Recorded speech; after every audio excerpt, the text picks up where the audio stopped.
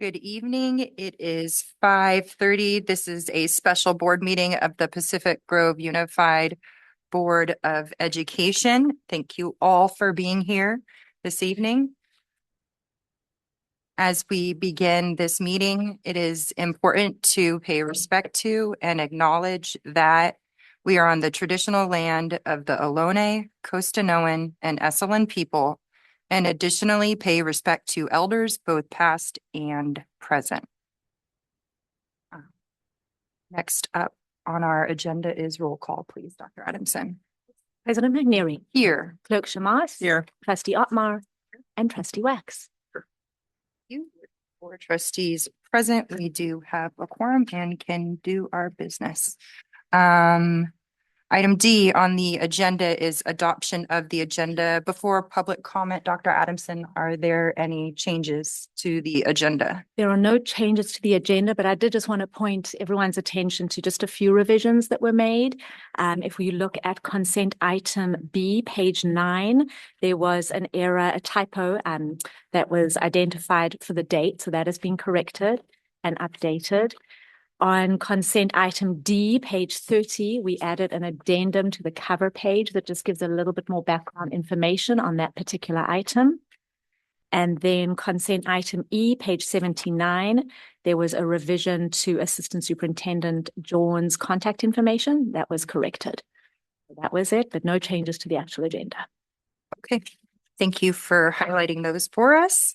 Agenda is as presented, so we'll go out and see if anyone would like to make a public comment on this agenda. Okay, as we do.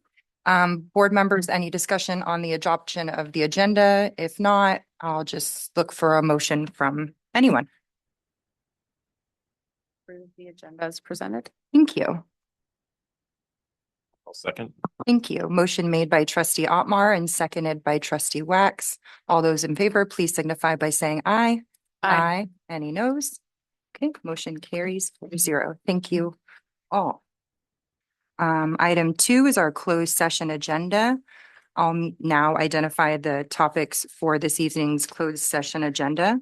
Item A is negotiations, collective bargaining session, planning and preparation with the PGTA for 2026 and 27. Item B is negotiations, collective bargaining session, planning and preparation with the CSEA for 2026 and 27. Item C is public employee discipline, dismissal, release, leave complaint under Government Code Section 54957, Subdivision B. And item D is a review of the timeline for the superintendent's evaluation process. Those are the closed session topics. Are there any public comments in the room or online for closed session topics? Okay, seeing none, we will adjourn to closed session and reconvene at approximately 6:30. Thank you.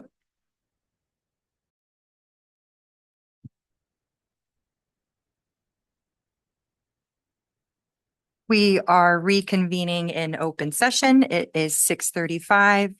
I will first report the action taken in closed session this evening. With regard to item A, negotiations, there is no information to report.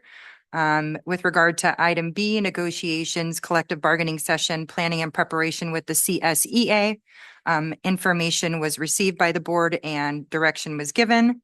With regard to item C, public employee discipline, dismissal, release, leave, complaint under Government Code Section 54957, Subdivision B, information was received and direction was given with regard to that item as well.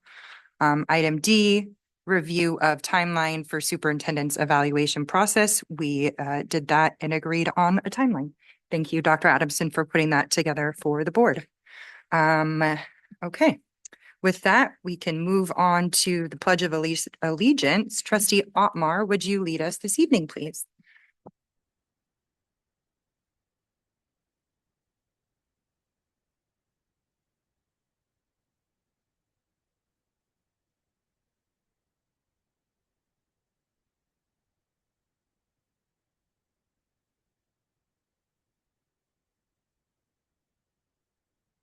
Thank you.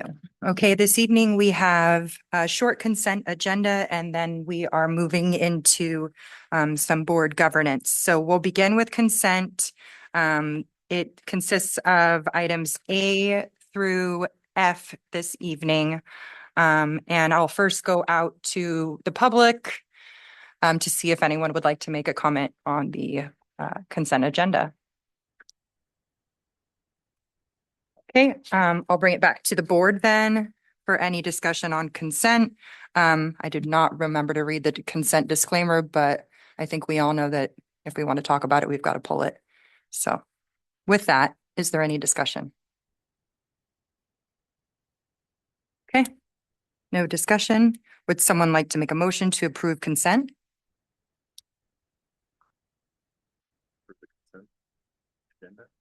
I'll second.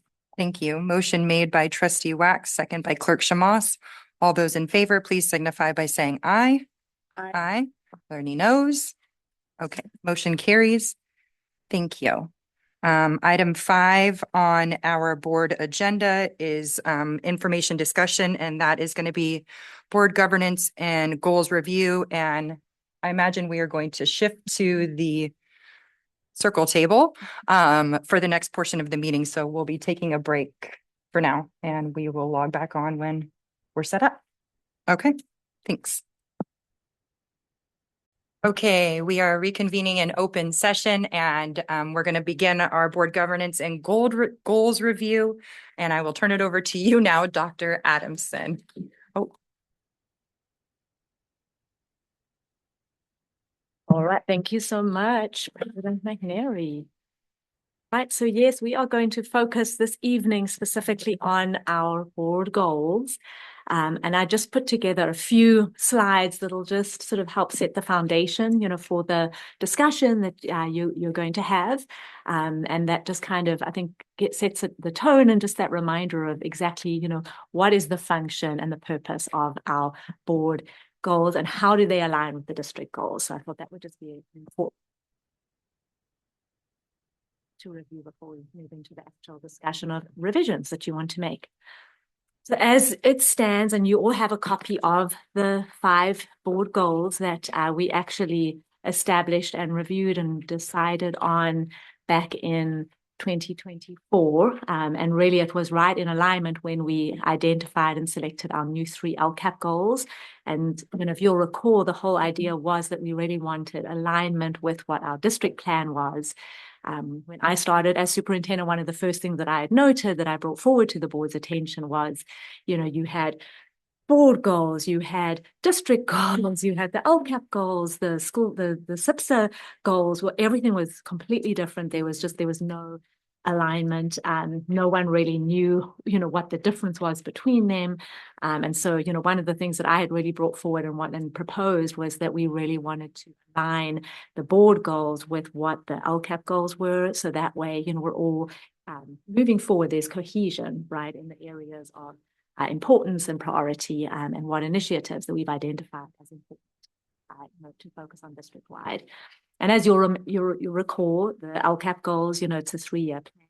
So really we're coming up on in the spring of 2027, Dr. Hadquist and I will be really through that process of, getting a lot of community engagement and input on identifying what our new LCAP goals will be for the next 3-year plan.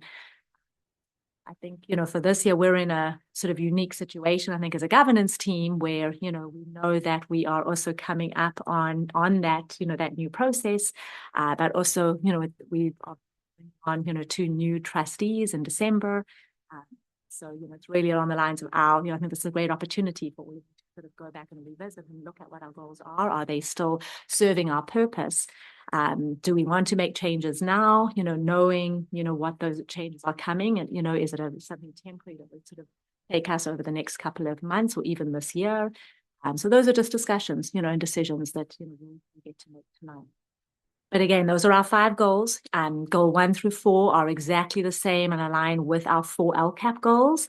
And that was purposeful, right? Number 1 is very specific to our academic program, overall student success. Goal 2, social and emotional learning and wellness. Targeted academic support is the focus for goal 3. And then goal 4 is our cultural proficiency and community. And then we added a fifth goal, which was very specific on resource and fiscal stewardship. That was really at the request of you as the board at the time. So those are all. Yeah, go ahead. Yes. Claire,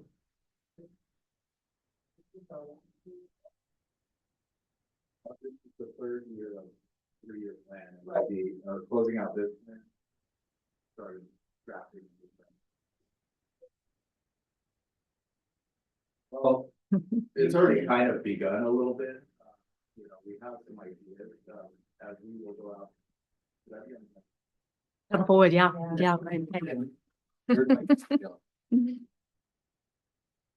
Mine's on. I think Beth was yours on. That's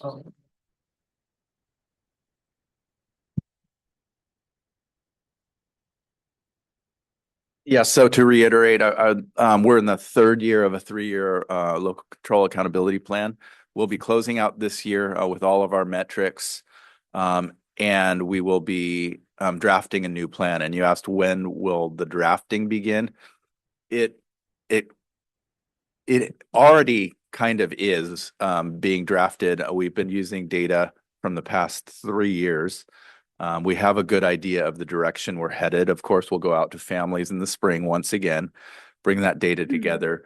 But it's not just this year's data that is helping to inform the process of developing next year's plan.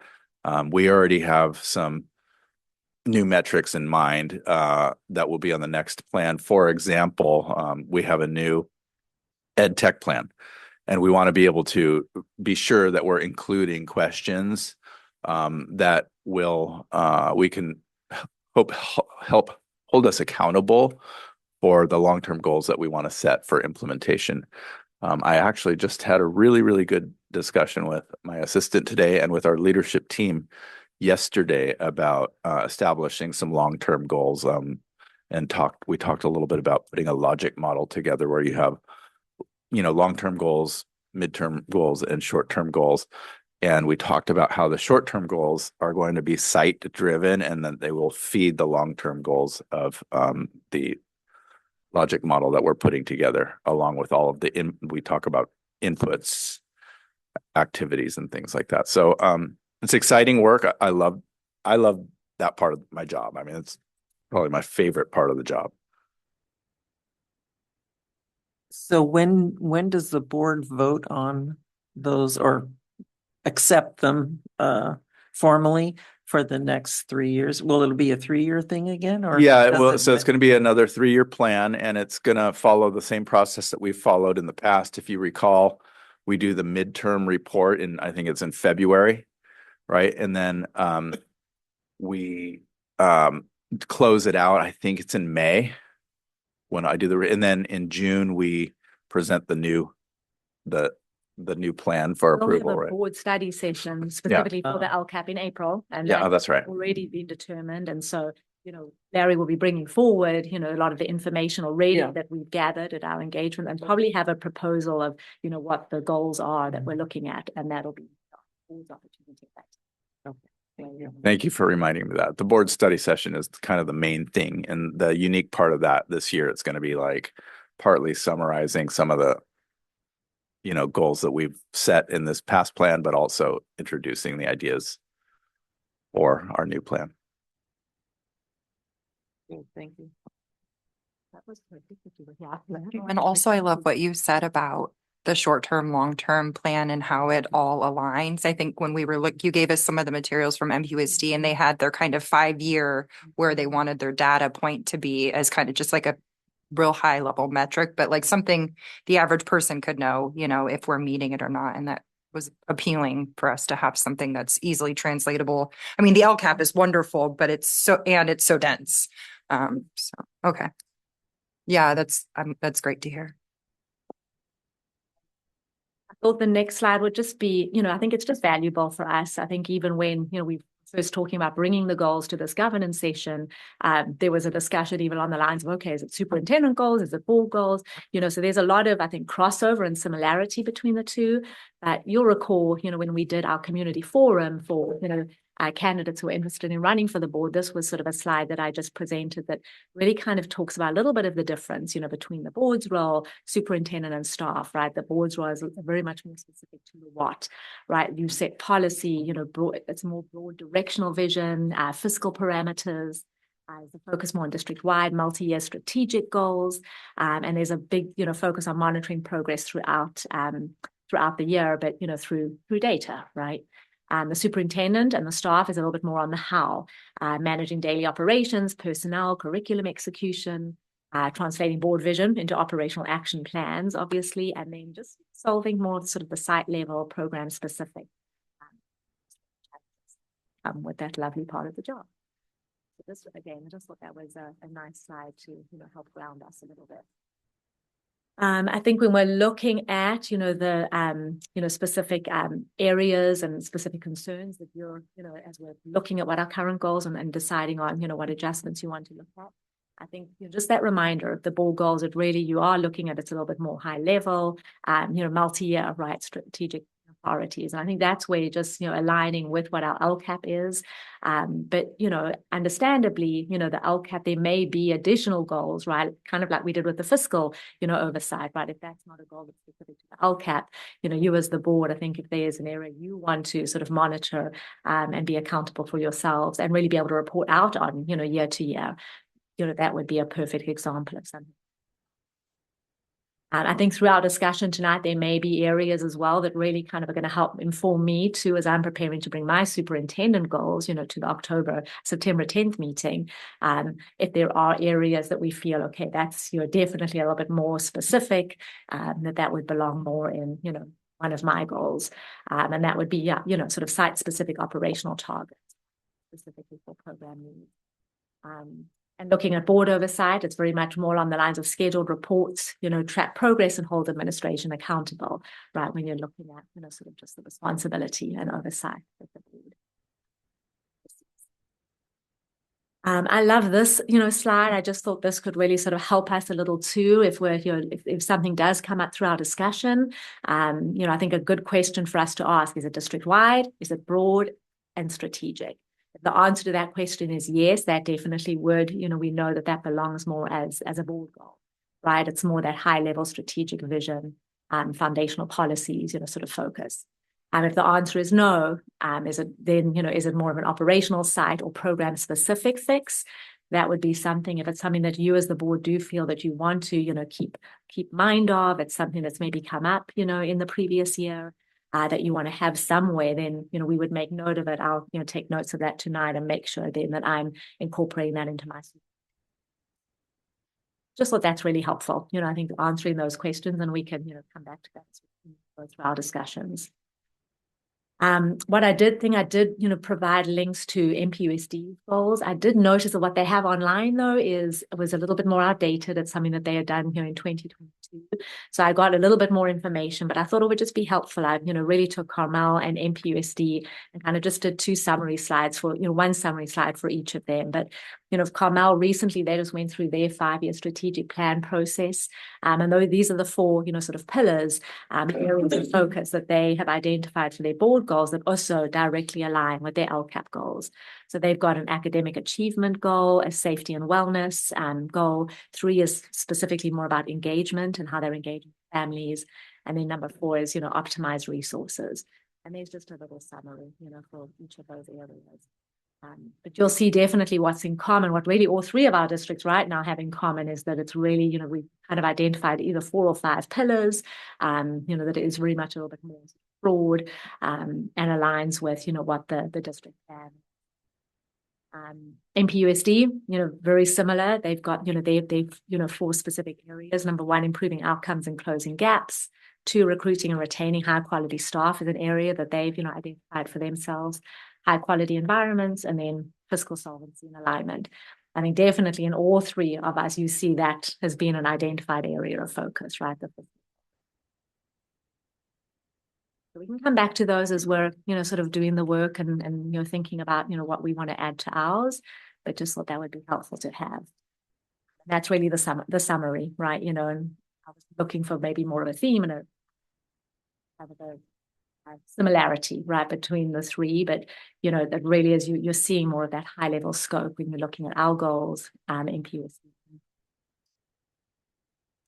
And really, so just the last slide. I think just the process for tonight. I think number one is to really kind of take a moment to review and look at what our current goals are, our 5 goals.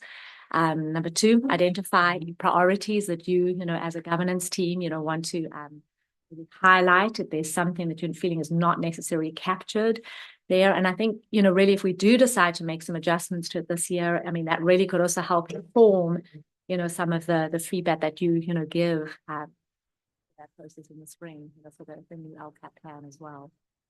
But I think really when you're looking at identifying that, really thinking a little about what the focus areas for the upcoming year to discuss. Then the third, categorizing the input into what's broad and maybe what's a little bit more specific for.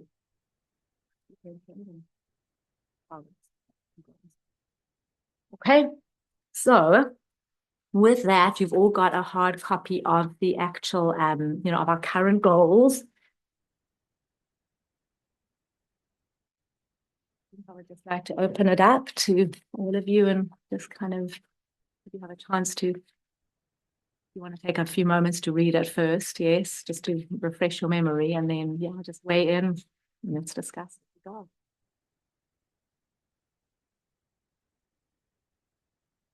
I'll just comment by saying thank you. The fact that we're with a place with a lot of different documents that said different things, that we now have something that's clear and aligned, and our board goals align with the LCAP and they align with the site goals. And like you said, the pillars, we have a clear theme that runs throughout everything that we do now. So just having that as a framework, I think will help us stay grounded. I think just initial thought is that being in the 3rd year of an LCAP cycle, like probably not any huge major changes. But also, I mean, if we have different needs, pivot as necessary. I think one initial thing about board goals that I don't know where to put it, but it's kind of the community engagement piece that captures Catapult and other tools to make information more easily accessible for families. I also think social media could be a tool to promote the district, because people will look at a Facebook post, but they might not read a whole newsletter. It's just kind of the digital world we live in a bit, but I'm not sure where that falls in. But I think that's something that may be for the future cycle. But I think that's something that still kind of sits out there for me, is wanting us to do a better job as a board. Okay. So I'm taking notes as we go as well, so we can capture everything. Yep. Okay. And I wonder if that would be closer to a superintendent goal, because I mean, our goal currently of engagement and cultural proficiency. I do think we could do a better job of engaging the community and getting them. Everyone's so busy though, and board meetings aren't the most exciting place to be, but a lot happens here, and the district changes and advances and moves in this room. And so I think if parents understood, the community just in general, but especially parents understood that we want their feedback is welcome. And I think just as a district, we could maybe push that a little bit more, so that, not that I don't think we're going to fill the room, but at least people feel like they can come and their voice is heard, but they're not just standing up there talking and we're not absorbing it. So that community opinion matters, and that we're interested in how people feel, especially because we're caring for kids. And I will say that as I look at our 5 goals, I am still, as I read over them, I love them all. I mean, I do. I mean, I think that we could expand on all of them. And Jen, to your point that too, but I like that um, we've listed exactly what they point to, like social emotional, um, student wellness and social emotional learning, belonging and safety. It's just nice that it points to it. But yeah, I mean, I love all these goals, but I'm also attached to them because we were part of them. But when I look at this, it encompasses everything that we want for our students. So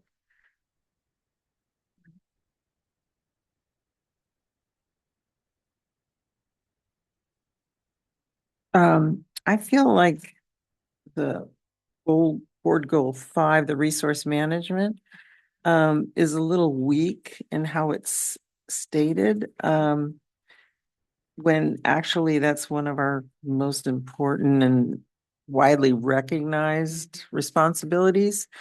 And it just kind of fades off into the sunset a little bit. And it reads like just kind of a summary of the previous goals. And I would like it to be a little more,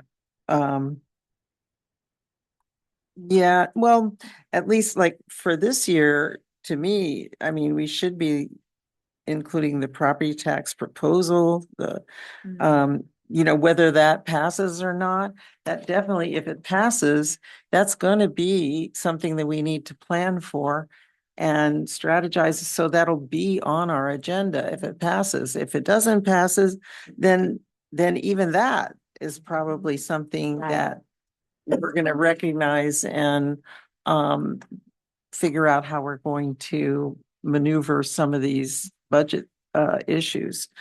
So that's one thing. I,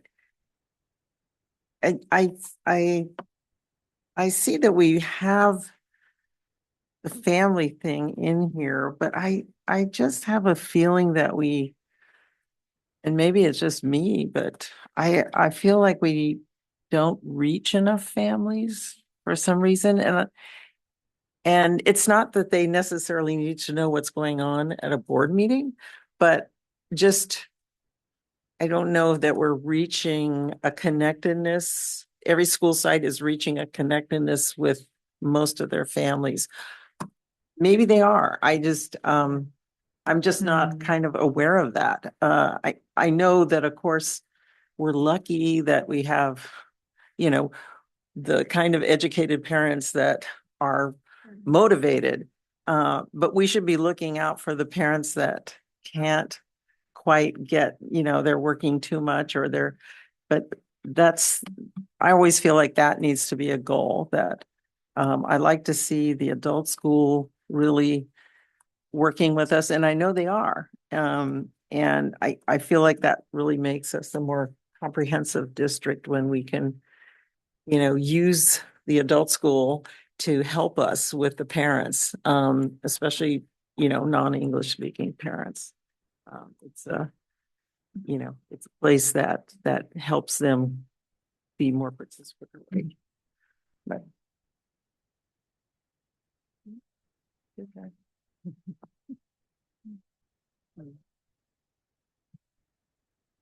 Um, every year this is just hard for me to think about.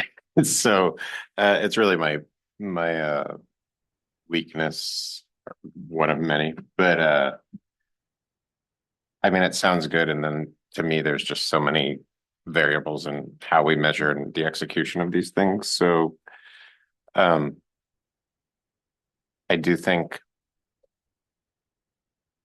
um, the maybe it's just the way that it's formatted on this page, but the way that goal 3 of Carmel was just engage family and community partners is succinct and kind of direct, uh, is attractive to me. I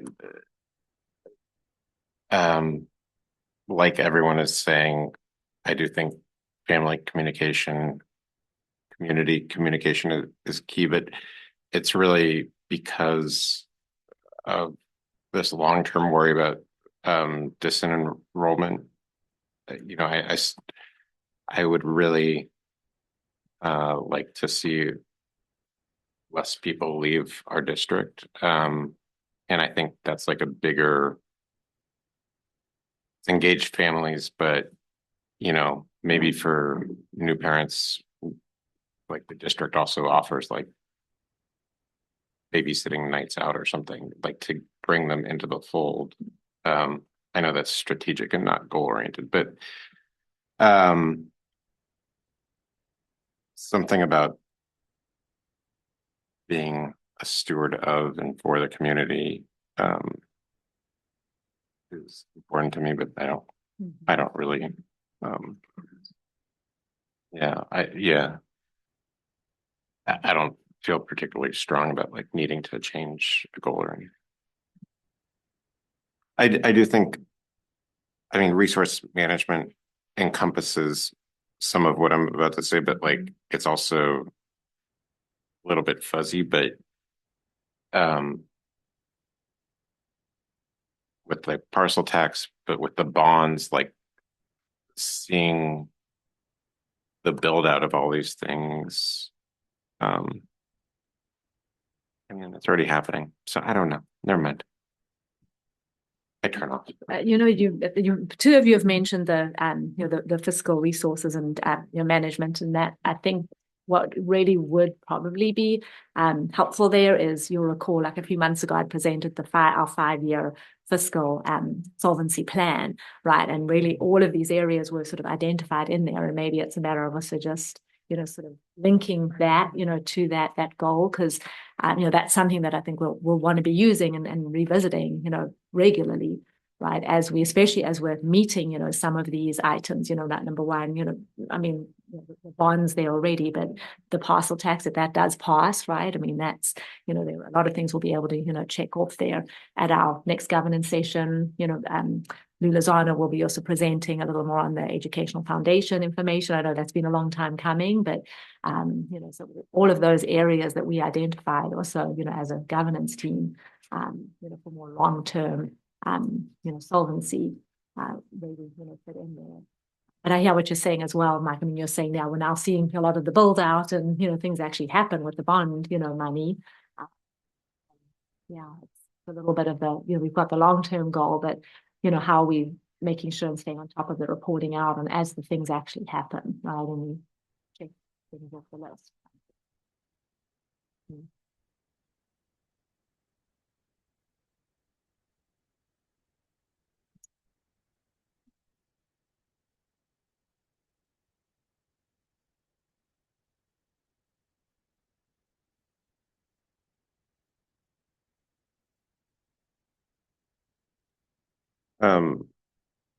And I always forget. Basically, these are goals, but do we state anywhere the specific metrics that we're measuring? That all goes with the LCAP, Okay. and that's the whole LCAP plan, right? I Right. mean, there are a lot of different measurements and metrics, right? Yeah. And that's what Dr. Hagler's reports out when we come back in February at the midterm, and then at the end of the year as well. There is one thing that's kind of missing. And that is, our personnel. Mhm. Yeah, Like recruiting. that we right, don't, yeah. we're not really formally including them in terms, and I know that you are very interested in training, and I so support that. And I think it's good to have that as a goal, that we are vested in improving and training our staff to be as, to come up to whatever level they want to come up to. Mhm. But I would want to have it, I don't know, somehow included in one of these. And it may be built in, even I wonder, in board goal 1 with overall student success. I mean, successful student directly relates to well-trained staff and staff that feel supported and. Yeah, because it's the professional development and growing them Mhm. professionally, Right. but it's also holistically as a person, like they're supported social emotionally Right. and mental health wise. And that's the kind of like environment we're creating where people can come to work and feel like they can get their work done. In a safe environment. Right.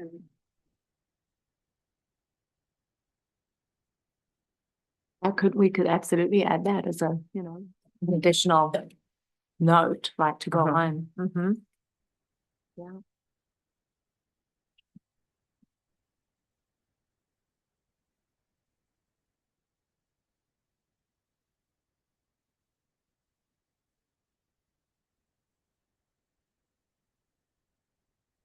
Would we want to also, Carmel, specifically, or maybe it was PGUSD, but they called out just recruitment, right?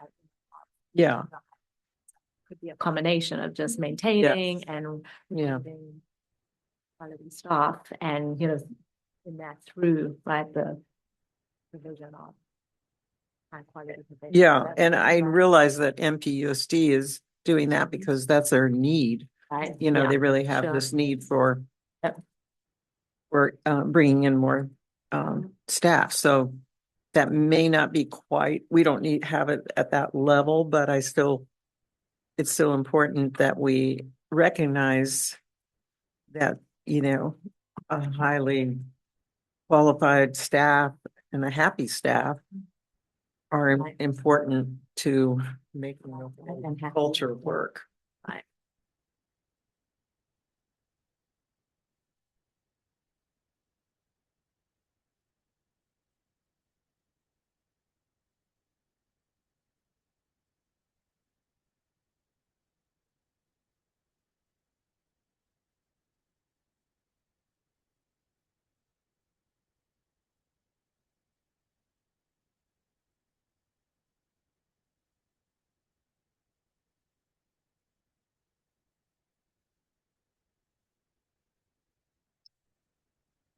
I'm wondering about,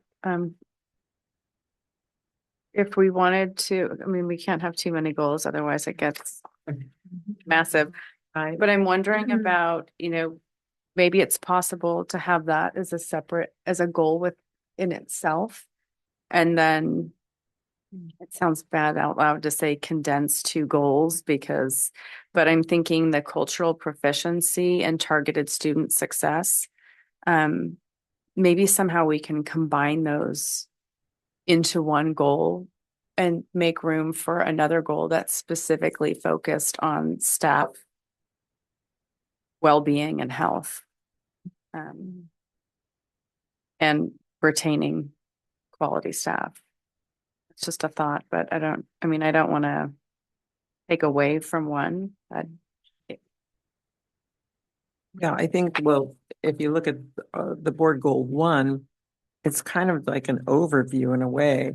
And so then board goal 2 and 3 kind of take away from the board goal 1. If you look at that, I mean, it says overall student success. But then you go to student wellness and targeted student success. So you've broken it down into 2 parts.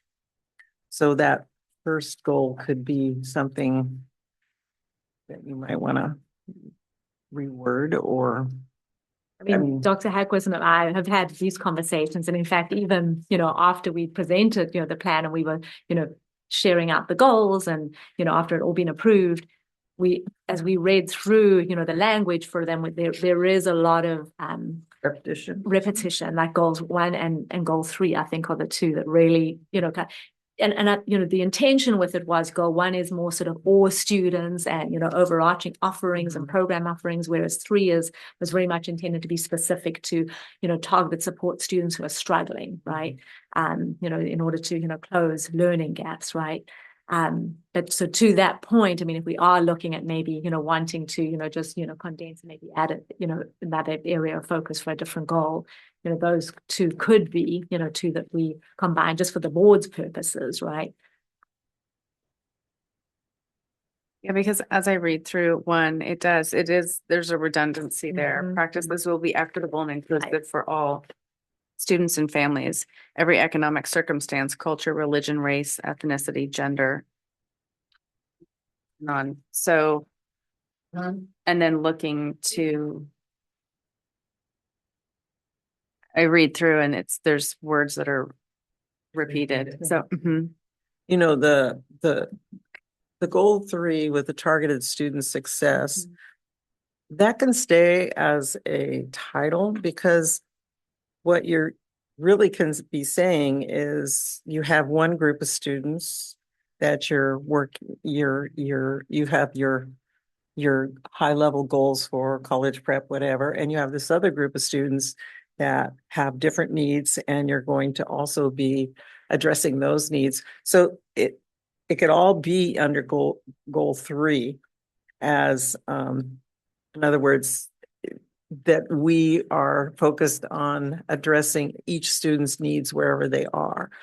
Something like that. I mean, because I think to just highlight students that in these particular categories is kind of, I don't know if we need to do that, I guess. I mean, those things are already mandated, right? I mean, what you're saying here on foster youth, English learners, homeless students, students with disabilities, we really have mandated state policies that tell us to take care of these particular subsets. So do we need to, I don't know, how do we talk about those particular students? What's different in our district that maybe they wouldn't get in another district? That's what I'm saying. Yeah, and I hear your point. You're right. I mean, specifically with students, certain student populations, we are, Yeah. required to. But I think if you look at, any given district, how they approach providing those supports is very different. So, I think that's one piece. But, I see in addition to those student populations is really the focus also being on, students who don't fall into any of those categories as well, and who are really just struggling, right? Who maybe wouldn't be getting, the mandated support, right? Yeah. And that's, really where our, students of concern, our students success study team, comes in, and how we're, number one, identifying who those students are and then providing additional support. So.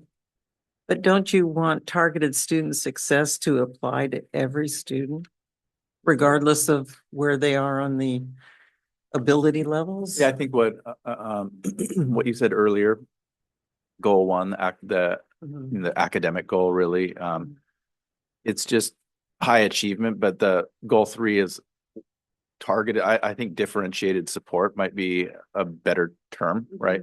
I don't like the word targeted. I don't like the word targeted, first of all. I mean, there's things have already come up in discussion, and even in our LCAP feedback last year, there was some discussion about language in this room that I think, cultural proficiency we hear is a little bit kind of an outdated term.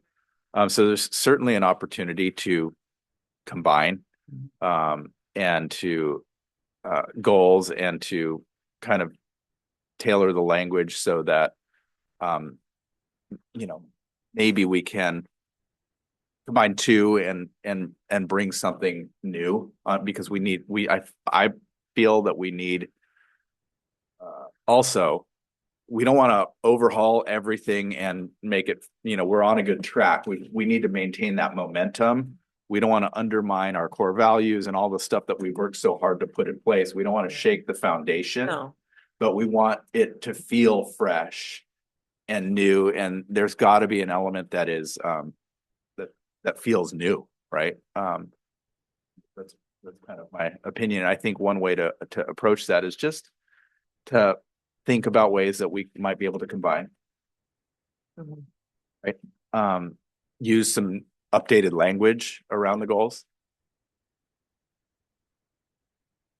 Yeah, and maybe you can just look at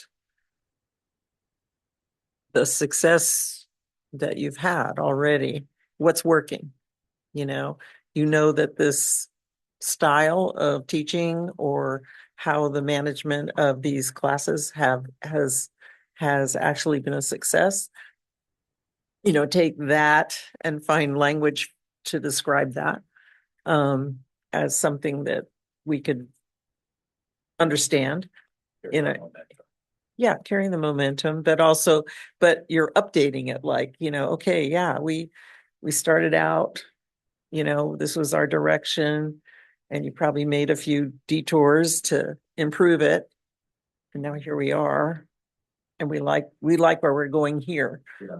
And I think that, from one thing that I heard from the group pretty loudly is like, we want to feel like when you make the social media comment and the engaging the families comment, that's something that's also supported by the data that we're looking at. That it's been challenging because like with our best efforts, we're trying to reach out to the community and say everybody is welcome, whether we're shooting every communication means we have Personal phone call. making To some personal of those, yeah. trying not to over communicate, trying not to under communicate, trying to just hit it right on the point, and then just feeling disappointed when the turnout isn't happening because there's or people are tired or like that. I mean, it's we care, we want everybody to feel that passionate. We want to look out here. But I think to that point too, I think when we do the engagement, and that'll also be, I think input you're all able to provide when we start those engagement forums with all of our various, educational partners. It's not just the in-person. I mean, we offer the in-person, we offer online options, but I think then also just, the survey, component of that for those really who that is just their, preferred means of providing, input. I think a lot of variety. that's true. And we have had pretty robust feedback via surveys and that's been helpful. That was the nature of the discussion that I had with my assistant Leslie today. We were talking literally about like the discussion we had yesterday in leadership, the way that we can look at the California Healthy Kids Survey, because they have a lot of different modules and different ways that they can support to it, not just like the standard California Healthy Kids is like they can customize some of the questions and things like that. So that's exciting. And we want to hear back more from our sites about, we just did a really good discussion yesterday with feedback that we're going to get at the leadership meeting. Sites are going to specify some goals, some metrics that they have.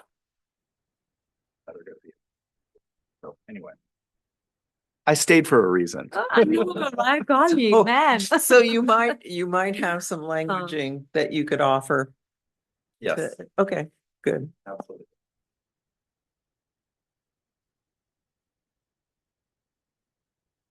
Talk about catapult now. Let's talk about catapult. Yes, indeed. Mm-hmm. Well, I think, yeah, The goal.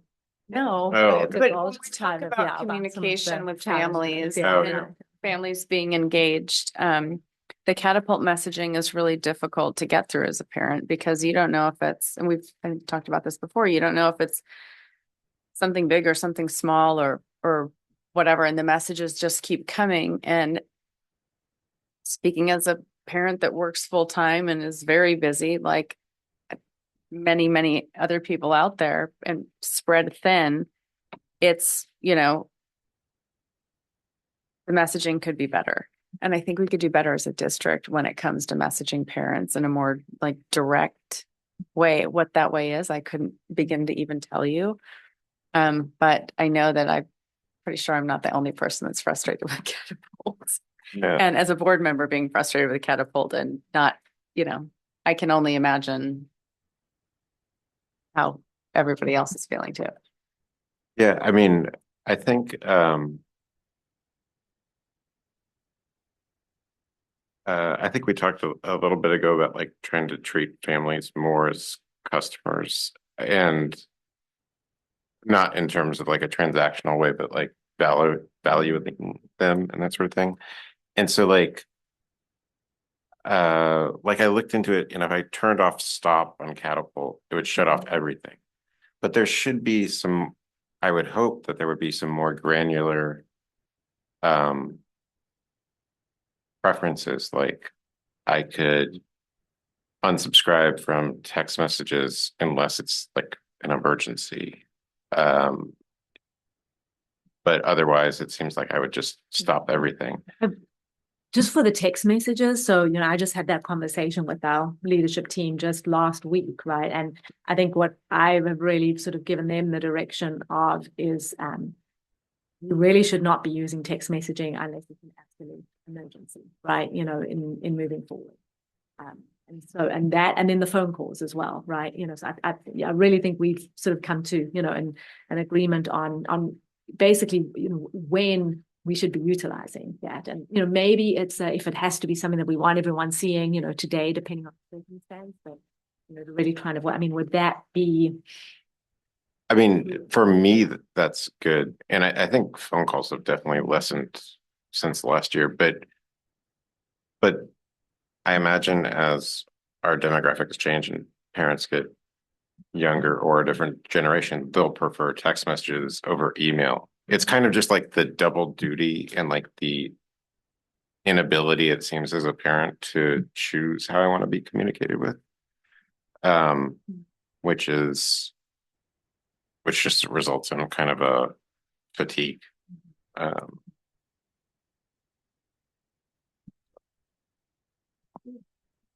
Parents Square. Put you on the wait, but for Catapult, could parents request if I want to receive all of my messages via text and not get any text messages? Do they have that option? You can stop it and then it ends. But it sounds like it's all communication ends though. I there can't isn't a decide. I filtering. just want text messages. I don't want to even get Yeah, emails because or vice versa. Import people from Synergy. It imports your phone number and email.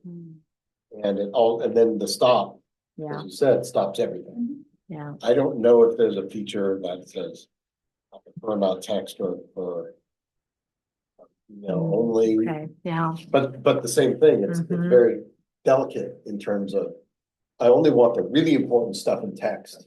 I know, and I want right? everything Yeah. else in email. That's your expectation. But like you said, other parents, they say, I want everything in text. So it's Yeah. almost like if I were developing something from scratch, I'd say Yeah.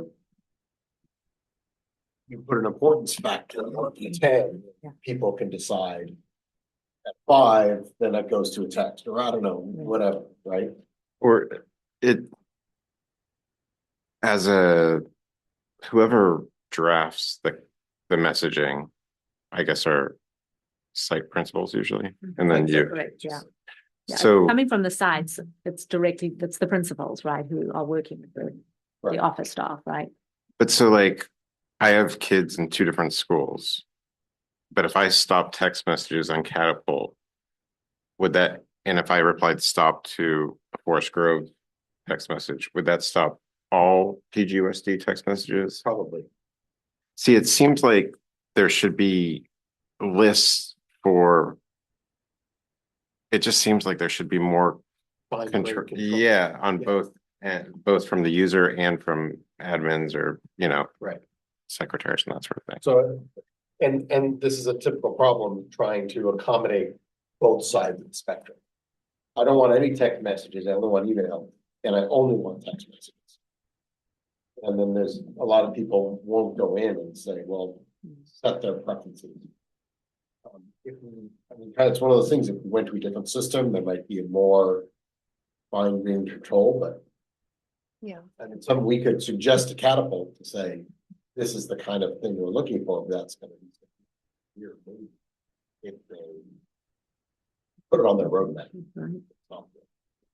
Part of me wonders too, with just the messaging in general, if it's like the template that's being used. Because when I receive a text message, it just says from and then RE, and it gives you like, sometimes it'll say from Robert Down, RE, Robert down. And it's like, I have no idea what's going to be in it. And so you have to actually click on the link to get into it. And it could just be, there's a bake sale tomorrow, or it could be, air quality is low and we are keeping the kids indoors, or it could be, Yeah, this, pick your or pick your kid up at 2:00, or the back gate's going to be closed, or whatever it might be.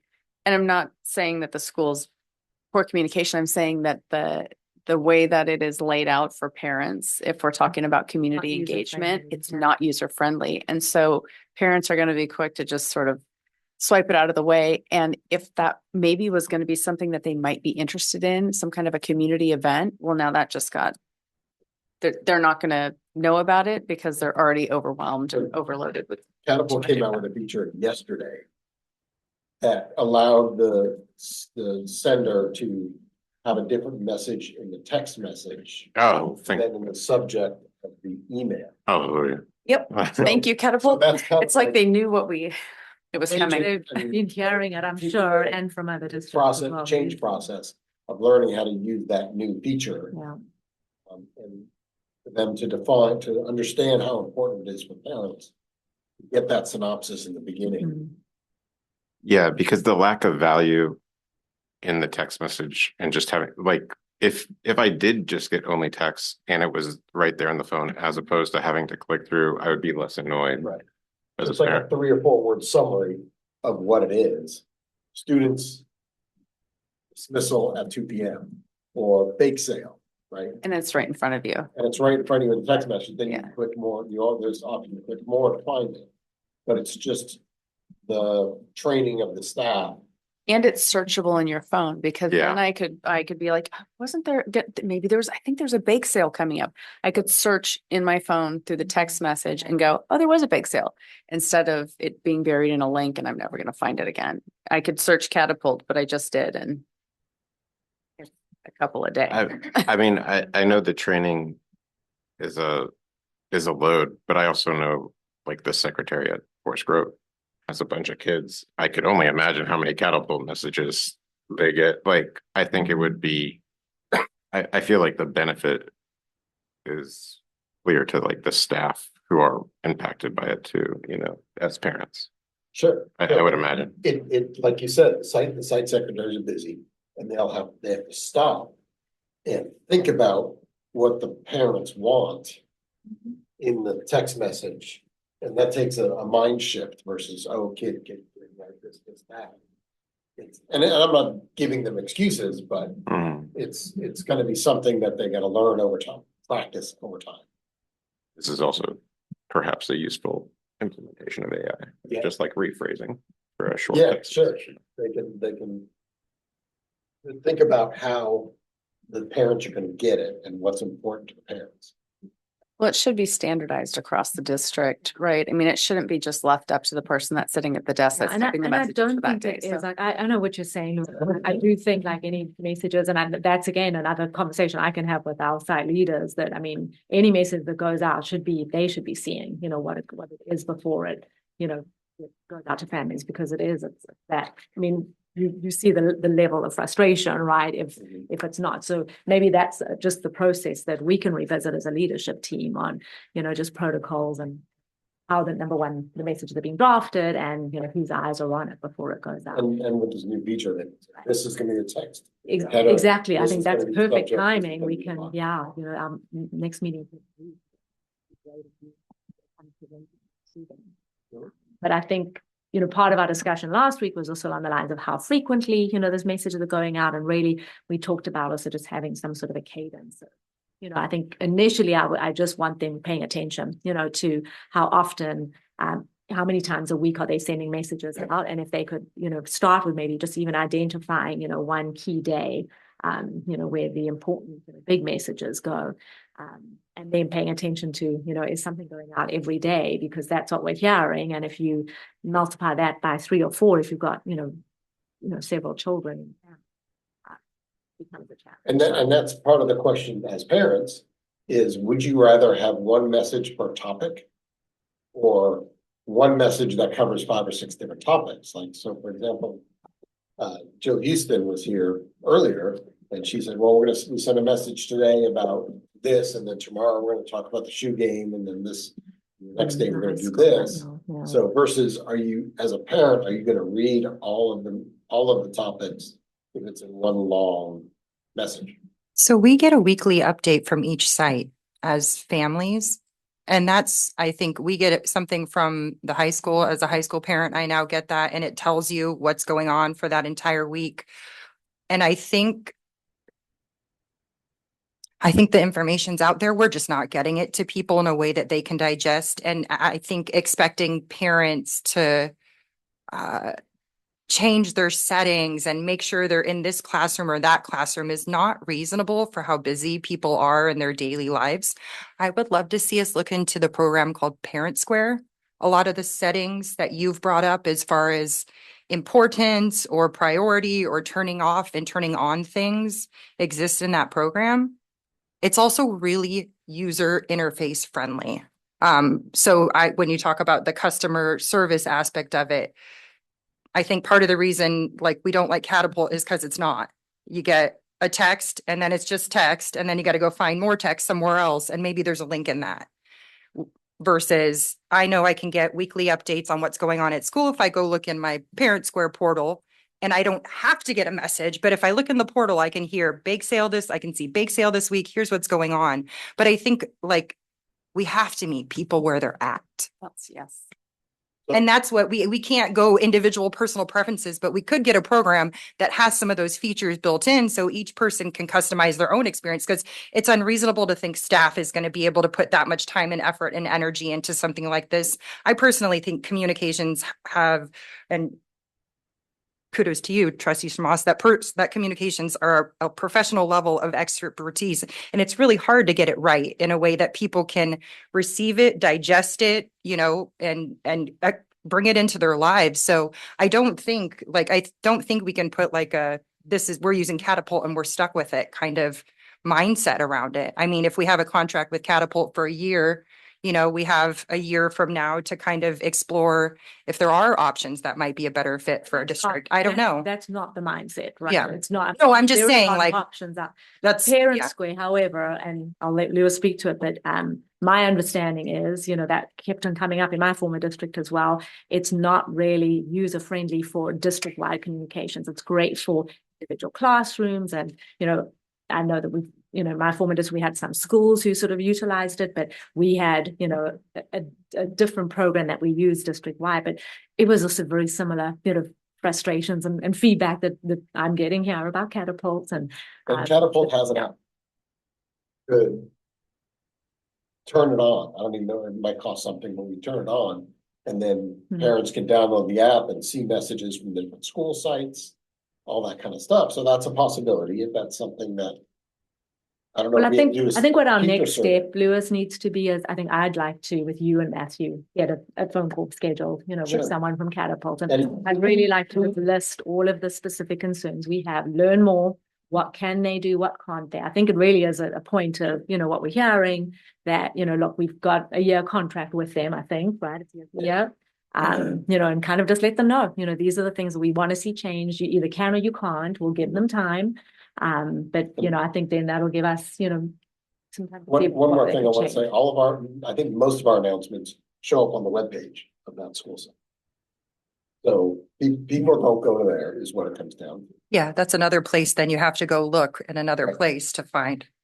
But yeah, But they're all in one, they are at least in one place. Right. And it's everything from like board meeting to the back parking lots, like it's everything. And so even if it's important, it may already be number 6 down the line because new news. So I don't know how to solve that, but so yeah, I have no problem. I prefer to start with the needs analysis. Yeah, there we go. Developing that needs analysis. I like that, Lewis. If that's Catapult, Yeah. if that's the Parent Square. Yeah. Right. Yeah, that's great. Okay, next steps for Catapult. It did come back to board Mhm. goal 4 though, which is Cool, community right. engagement. If I There can we circle it go, back, right? thank you. Yeah, but that says community engagement, not parent engagement. I'm not on Catapult because I don't have a kid in, Yeah. you know, I'm not, so, You have to get on it now, you're on the board. no, I'm You not have on to it. be on Catapult. No, I go to Google. It's all right there. You know, I check my emails and that's about it. But I was just gonna ask, like, like you're saying, a needs analysis, like, yeah, what did the district want when they contracted with Catapult? What was their need? What were you guys thinking that you wanted?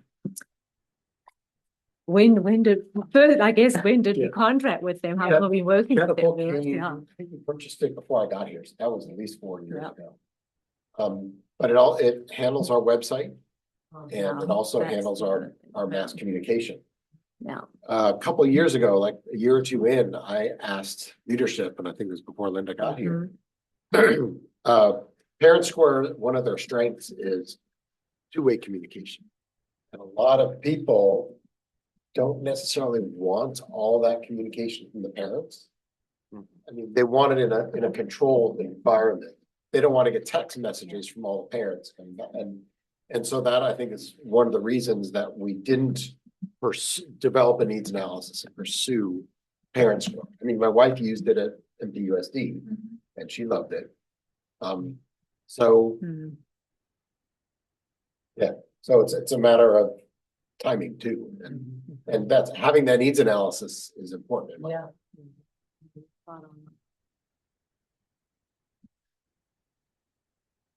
Is that a new goal?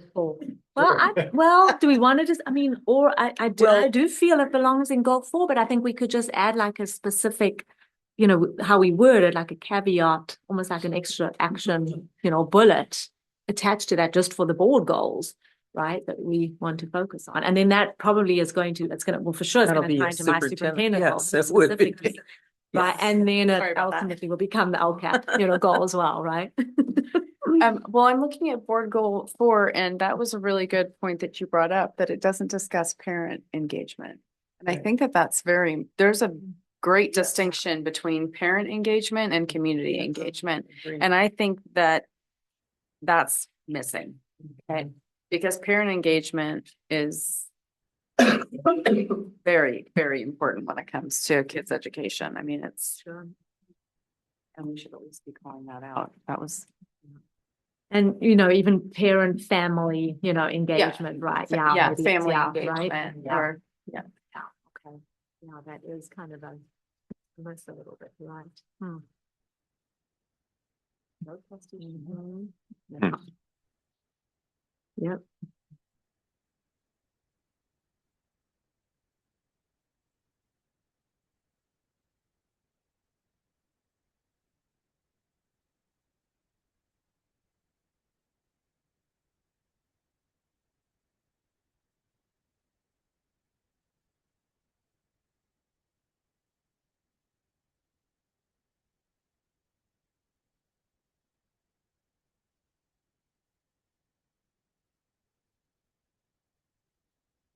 To talk a little about process with this, I think, you know, the feedback and input you've given, what I would be able to do is maybe go back and kind of craft some of the changes and add the language to the goals, you know, based on what provided to really share with you in advance of our next governance session, which will be September 27th, I think.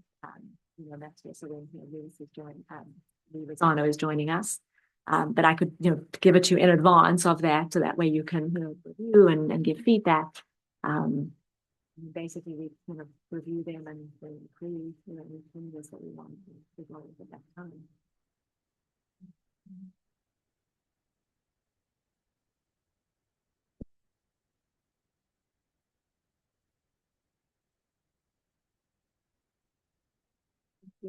For the Yeah, that was a lively constructive, discussion about robust discussion. catapult. Thank you to our administrators for staying and I feel like participating. Mike kind of like laid down, you know, gave us a little bit of a taste of what was to come about that. And it Catapult. was funny when you said catapult, he's like, really? We're gonna really talk about this? So yes, we we were. did. No, it's apparently a different system for notification. She's talking about notifications from now every time that there's homework, at least at the middle school. Google Classroom. Yeah. You can So turn those off. what's up? Turn those off. Okay, well, that's what I said to her and she was like, no, apparently, but okay, I'll check. I'll check. Okay. With that, I don't have my gavel in front of me, but I am going to adjourn the meeting and our next regular board meeting will be on September 10th. Very good, thank Mm. you.